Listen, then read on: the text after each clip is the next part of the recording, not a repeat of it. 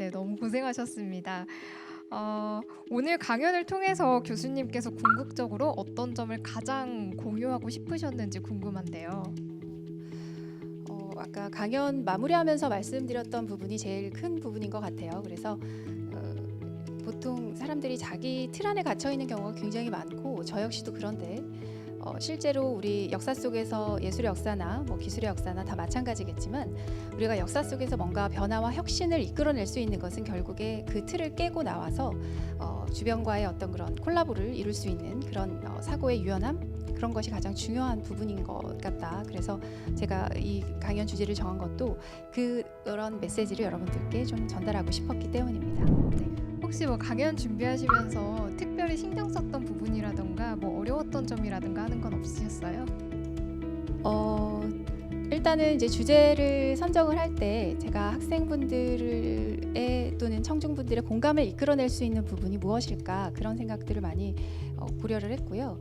또 우리가 일상 속에서 그런 예술을 항상 많이 경험을 하고 사는데 그것을 예술이라고 생각하지 않는 경우가 굉장히 많아서 그래서 우리가 일상 삶에서 접하고 있는 그런 예술 그리고 우리 삶 속에서 그런 예술을 굉장히 많이 향유하고 얻을 수 있다라는 점을 여러분들께 좀 전달해 주었으면 좋겠다라는 바람에서 네, 이런 주제를 선택하고 그런 부분에 대해서 고민을 했던 것 같습니다.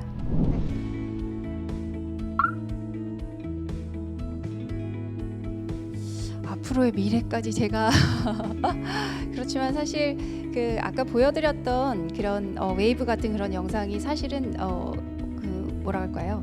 그 순수예술 작품이라고 보기는 어려운 부분이거든요. 상업예술, 광고 이런 것들과 결합이 되어서 나타나는 그런 작품이고 그래서 아까도 말씀드렸던 것처럼 경계 안에서 머무르면 앞으로의 어떤 발전 같은 것들이 더 이상 생각할 수 없는 부분이 있는 것처럼 너무나 많은 미디어 그리고 또 우리가 삶 속에서 경험하는 다양한 영상들 이런 것들을 통해서 그 다양한 콜라보를 이룰 수 있는 그런 부분들이 많이 생길 거라고 저는 생각을 합니다. 근데 구체적으로 어떤 부분으로 어떻게 미래에 나갈 것이다 이런 예측까지는 저는 좀 어려운 것 같네요. 네.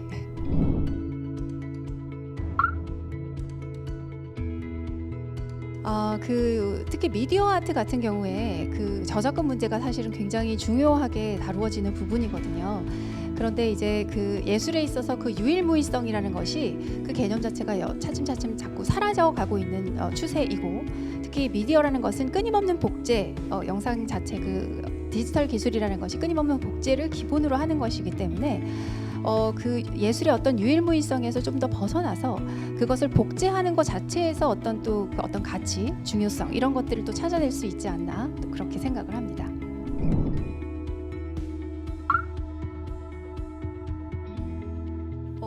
회화 예술에서 미디어의 어떤 영향을 받았는지 그 말씀을 하시는 건가요? 사실은 이제 미디어 아트가 나타나면서 우리가 그 손으로 일일이 사람이 수작업으로 진행하는 그런 페인팅 이런 것들이 앞으로 이제 사라질 것이다 이런 얘기가 굉장히 많았는데요. 사실은 그 얘기가 나온 지 거의 한 50년, 100년도 더 되었던 부분인 것 같아요. 그래서 사실은 미디어는 또 미디어대로 또 그 오프라인에서 진행되는 수작업으로 진행되는 예술은 또 그 예술 그대로 계속해서 함께 갈 것이라고 생각을 하고요.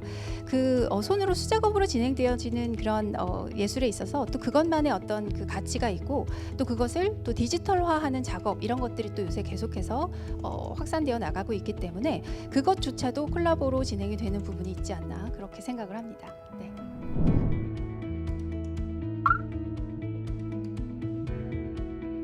이것도 제가 아까 질문의 좀 연장선인 것 같은데요. 그 예술의 유일무이성이라는 그런 부분들에 있어서 이제는 그런 영상물의 이런 홍수 속에 사는 이런 시대에 그것이 과연 값어치가 있는가?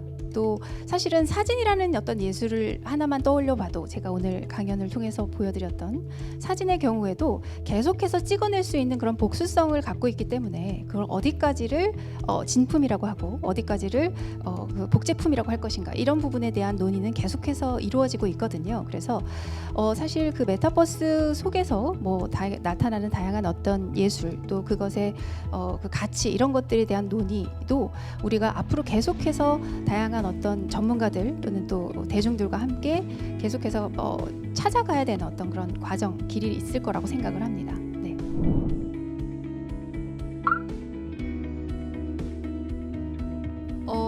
그 상업성이 가미된 예술이라는 것에 사실 그 경계가 굉장히 모호하거든요. 그래서 아까 뭐 자꾸 언급이 되기는 하지만 그 웨이브라는 그 영상의 경우에도 사실은 순수 예술 작품이 아니고 그 디지털 기술을 사용해서 만든 회사가 그 컨텐츠 자체를 판매하는 회사예요. 그래서 그 만약에 어떤 건물에서 이와 같은 컨텐츠를 자기네 건물에 사용하고 싶다면 그거를 판매를 하거든요. 그래서 그것을 자기네 건물의 어떤 홍보나 광고 효과를 위해서 사용을 하게 되는 것이죠. 그럼에도 불구하고 우리가 그것에서 그 작품에서 뭔가 어떤 쾌감이나 또 아름다움이나 뭐 이런 것들을 얻을 수 있다면 과연 그것을 그냥 단순히 상업적인 것이 들어갔기 때문에 예술성이 훼손되었다. 뭐 이렇게 설명을 할 수는 없는 부분이라고 생각을 합니다. 그래서 사실상 오늘날 같은 경우에는 특히 뭐 디지털 기술이라든가 이와 같은 것들이 많이 작용이 되는 이런 미디어 아트가 굉장히 활발하게 이루어지는 오늘날 예술에서는 사실 그런 돈이라는 문제, 그런 상업성의 문제와 완전히 동떨어져서 괴리되어서 우리가 생각을 할 수가 없는 부분이 굉장히 많습니다. 아무래도 그런 기술이라든가 다양한 효과 같은 것들을 만들어내기 위해서는 돈이 필요하고 그것을 누구가 제공을 할 것인가 그런 문제들이 좀 발현을 하게 되는데요. 우리가 이제 순수 예술이라는 것에 대한 어떤 그것도 일종의 약간 환상이라고 생각을 하는데 그런 부분을 좀 걷어내면 이런 우리 주변에서 흔히 볼 수 있는 다양한 어떤 예술들 또 그런 것들에 대한 가치를 좀 더 새롭게 바라볼 수 있게 되지 않나 그렇게 생각을 합니다. 네, 아쉽지만 더 많은 질문을 드리고 싶은데 저희가 시간 관계상 교수님과의 질의응답은 여기까지 하도록 하겠습니다. 고생해주신 교수님께 큰 박수 부탁드리고요. 교수님은 여기서 보내드릴게요. 고맙습니다.